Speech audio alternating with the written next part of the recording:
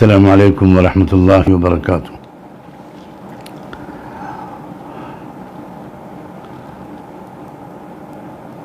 अभी एक दो दिन पहले, बल्कि शायद कल ही, एक वीडियो वायरल हुआ जिससे मुल्क के लोगों को ये पता चला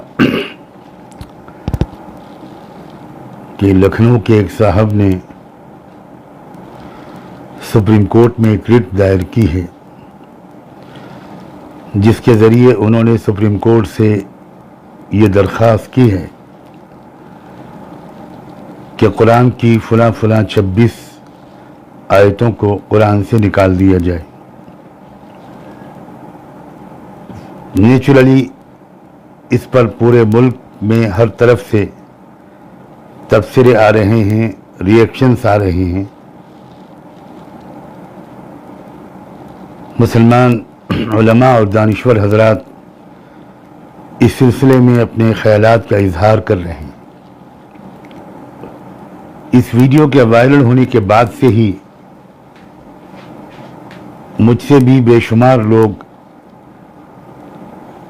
ये उम्मीद कर रहे हैं और मेरी तवज्जो इस तरफ मबजूल कर रहे हैं कि मुझे भी इस पर कुछ रिएक्शन देना चाहिए, कुछ कमेंट्स करने चाहिए।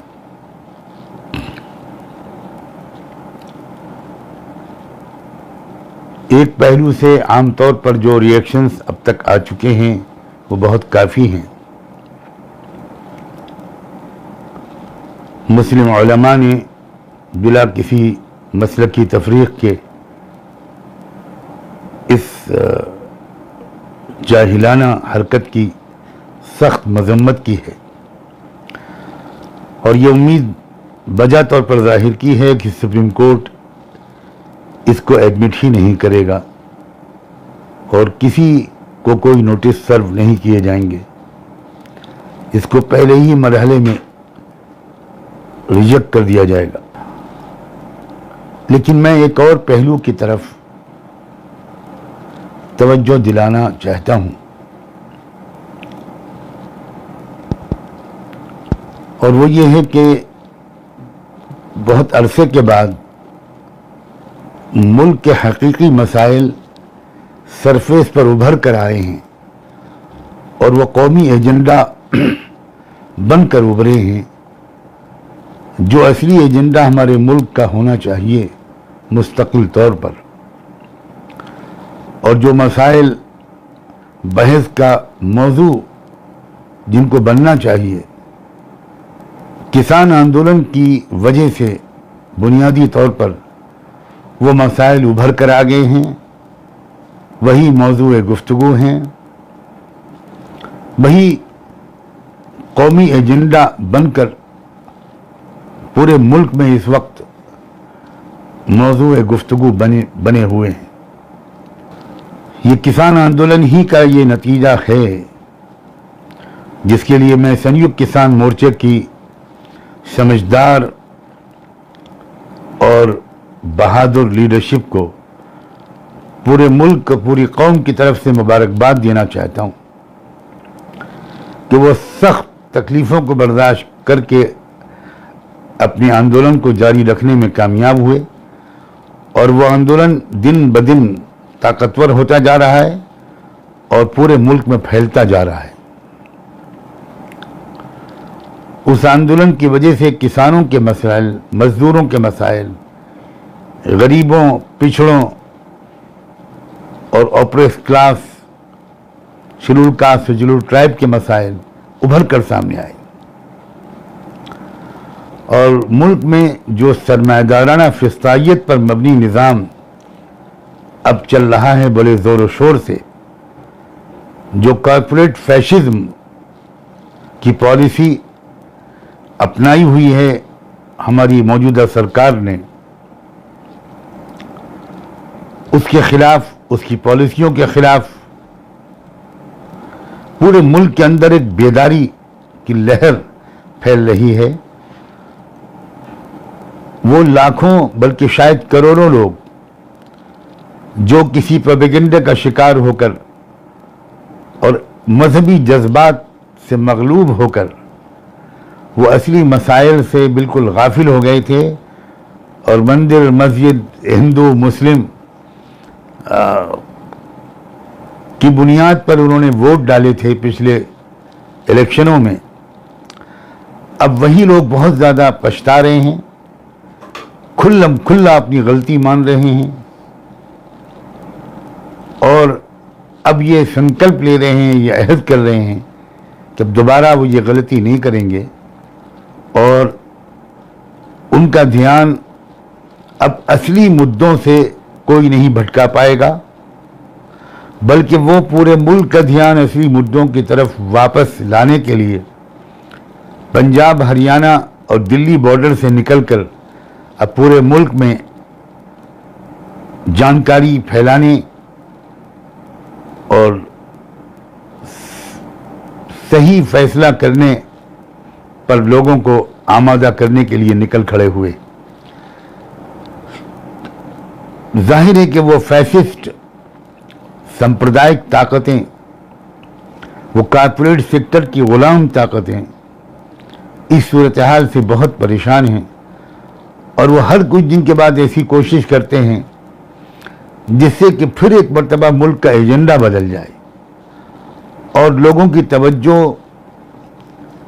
किसानों, मजदूरों और गरीबों और मनुवादी व्यवस्था को उखाड़ फेंकने के बजाय वो एक बार फिर धार्मिक जो फिरका परस्ती है और आपस की नफरत है उसकी तरफ मुड़ जाए।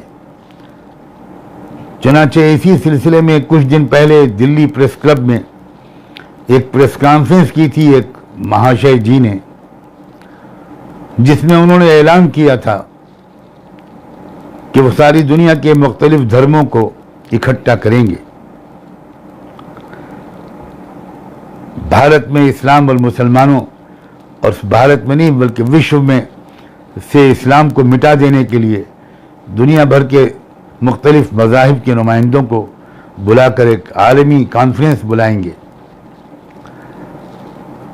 मुझे यकीन है कि ये इशू भी इसीलिए उठाया गया था और उसके लिए दिल्ली प्रेस क्लब में बैठ के प्रेस कॉन्फ्रेंस करके ये कोशिश की गई थी कि ये मुद्दा एक बार उभरे और इसके खिलाफ मुसलमान ख़ास तौर पर एजिटेशन करें, प्रोटेस्ट करें, आवाज़ बुलंद करें और मीडिया एक उसी को उठा दे और उसके नतीजे में किसान आंदोलन और दूसरे जो असली मसाइल हैं, मुद्दे हैं, वो एक बार फिर दबा दिए जाएं और लोगों की तवज्जो उनकी तरफ से हटा दी जाए। मगर वो तीर भी खाली गया। लोगों में इतनी बेदारी आ चुकी है, इतनी अवेयरनेस या जागरूकता आ चुकी है कि उस तरह का रिएक्शन किसी तरफ से और ख़ास तौर पर मुसलमानों की तरफ से नहीं आया। ये बहुत अच्छी अलामत है। इसका मतलब है कि भारत के मुस्लिम समाज के लोग अब पॉलिटिकली अवेयर हो गए हैं, उनके अंदर समझदारी बढ़ी है। चुनांचे में एक बार फिर पूरे भारत के एक एक मुसलमान, मर्द और औरत से, नौजवान से, भाई और बहन से, उलमा से, दानिश्वरों से, उन सब के पूरे एहतराम के साथ ये गुजारिश करना चाहता हूँ कि ये जो लखनऊ के एक साहब ने फिर एक नया शगुफा छोड़ा है, एक नया शोशा छोड़ा है, कुरान मजीद की कुछ आयतों के बारे में कुछ जाहिलाना बकवास उन्होंने की है, उस पर भी इसी समझदारी का सबूत देते हुए कोई रिएक्शन न दिया जाए। यकीन रखिए कि कुरान मजीद का एक नुक्ता भी दुनिया की तमाम शैतानी ताकतें मिलकर बदल नहीं सकती। सवाल ही नहीं पैदा होता इसका। आप इत्मीनान से अपने कामों में लगे रहिए और देश के में जो असली मसाइल हैं, जो किसान आंदोलन के ज़रिए से उभर गए हैं, उन्हीं के बारे में चर्चा करते रहिए। उन्हीं मसाइल की तरफ लोगों की तवज्जो मबजूल रहे उसी पर तवज्जो मरकूज रहे और वही मसाइल गुफ्तगू का मौजू बने रहे। उन रियासतों में भी जहां आने वाले दिनों में इलेक्शन होने हैं और पूरे मुल्क में भी, मसले का सिर्फ इलेक्शन से ताल्लुक़ नहीं है, भारत के रहने वालों के एक दूसरे के साथ ताल्लुकात का भी दारो मदार इसी समझदारी पर है। और हमको खुदा का शुक्र अदा करना चाहिए कि ये समझदारी इस वक्त भारत की आवाम में बढ़ रही है और हर आने वाला दिन इसके सबूत फराहम कर रहा है, पेश कर रहा है। इसलिए लखनऊ के फलां साहब की जाहिलाना बातों का भी कोई जवाब न दिया जाए।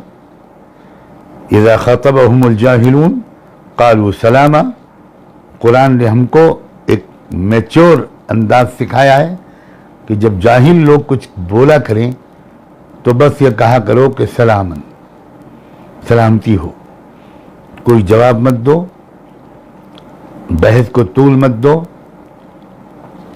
ये ज़्यादा समझदारी की बात है। मुझे उम्मीद है कि मेरी इस गुजारिश पर लोग ख़ास तवज्जो देंगे और मुल्क के एजेंडे को बदलने की किसी साजिश को कामयाब नहीं होने देंगे। आप सबका बहुत बहुत शुक्रिया। आप सबकी दुआओं का मोहताज हूँ। अल्लाह करे कि हमें हर मौके पर सही स्टैंड लेने और सही कदम उठाने की तौफीक मिले। अल्लाह हाफ़िज़।